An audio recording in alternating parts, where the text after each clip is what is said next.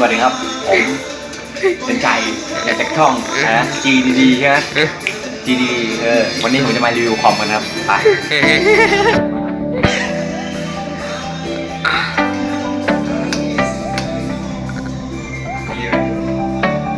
นี่เป็นฝ่ายบ้านผมครับไม่อยากโชว์ครับผมนี่ระดับ 5G ครับผมวันนี้คอมเพลอ 2,000 บาทวังไงครับโดงมาส่วนนี้เมาส์หนูเมาส์ประกาศตัวนี้ไม่รู้เหมือนกันครับเขาไม่ได้จ่ายไฟ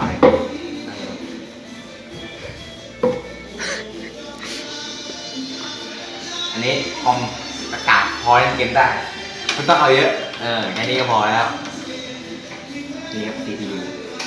CPU ครับนี่การจออะไรการจอของแพงนี่โอโตได้เหรอยังไม่เคยรื้อดูเลยไปรื้อดูดีกว่าปะเรือพ่อองนี่เหรอนี่เพื่อจะเป็นสำหรับผมเองครับ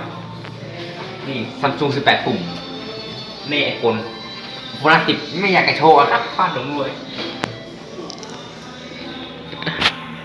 นี่เป็นกระโปรงข้างไข่ผมเองครับในกระโปรงครับนี่เป็นลมฮาตาลิคัตปิ้งที่กระแห้งครับพอแล้วจบคลิปดิอันนี้บอกว่ามารีวิวบ้านจบคลิปดิผมต้องขอบทุกคนทุกท่านที่เข้ามารับชมด้วยนะครับแต่ไงก็อย่าลืมกด